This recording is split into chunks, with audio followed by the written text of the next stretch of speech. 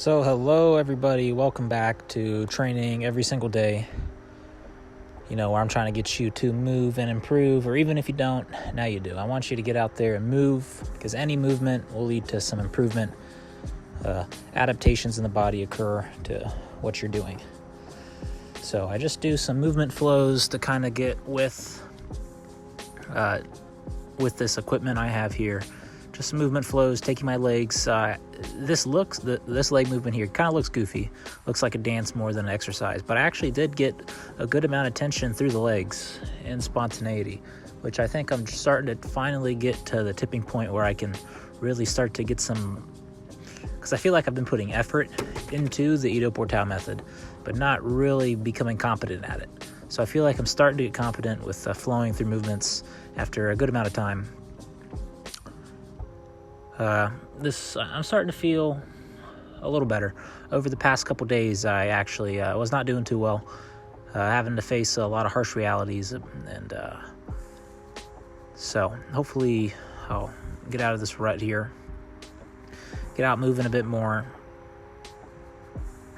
So you just gotta get out every single day. It's easier to do something every day than to follow some sort of schedule where you gotta, remember which day to do what. That's why I train every day. It's just easier to train, train your capacities every day rather than not. So when I get into a later section, I do get kind of injured. I hurt my finger. I've done it before, but this one is kind of hurts. So using the Bosu ball is a lot of fun for me. And I'm starting to flow, starting to find my own style when it comes to moving and movement flows using the legs.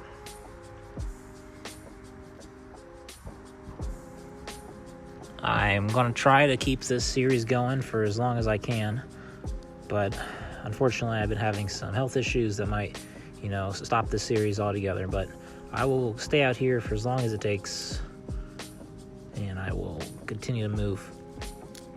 So I got a lot of inspiration from, it was like leg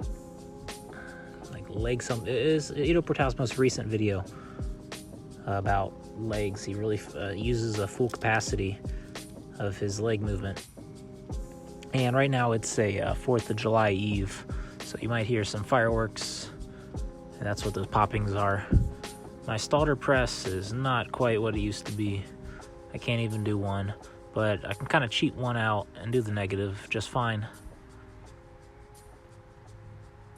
Here I get into my splits training, which is a lot of fun. I'm getting a lot of progress with it.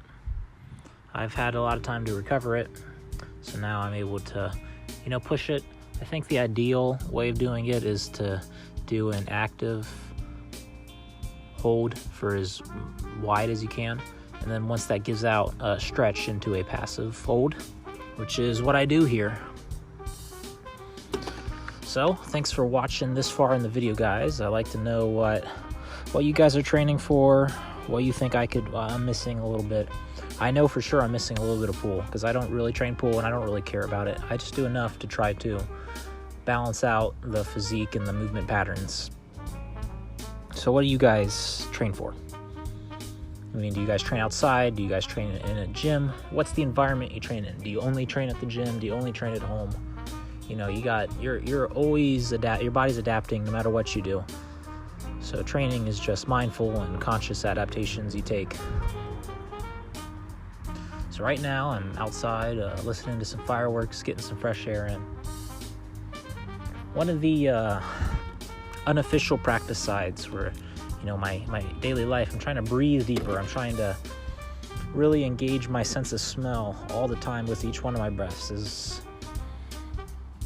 I think, the next avenue for me to improve my breathing capabilities. So I've been breathing, I always breathe, everyone breathes, but I'm really trying to take it into the most and be more conscious and just getting my sense of smell involved so that I can get in here. So here's where I get injured. I just kind of went into the backflip and I didn't really warm up or anything, so I think I wasn't even jumping up that high. And here, that's where my finger, I just kind of jammed my finger. It really kind of hurt, but it's later in the day. It's pretty fat, but thinking it'll be okay. So my plan to move forward with this is not to do any more back flip attempts, and I will just stick with the back handspring until I really get that mastered, which I kind of skipped the back handspring step because I thought I already had a fairly solid foundation. But, you know, it's always time to move back to the basics with new eyes, is what movement masters do. I do some sprinting just to get some hypertrophy in the legs and to build some strength and power, which is why I'm doing it, and the intention I'm having while running. Then after that, I do some nighttime stretching. And I want to say thank you guys for watching, and thank you for all the support you guys have been giving me with subscribing and liking and commenting, all that. So I really appreciate it. And I've recorded the rest of the stretching for you, and I might throw in, a guitar video during the training, maybe today or tomorrow. So thanks for watching. I've recorded the rest for you to get inspired to move and to take some guidance from. So you'll see the stretching and how I do it.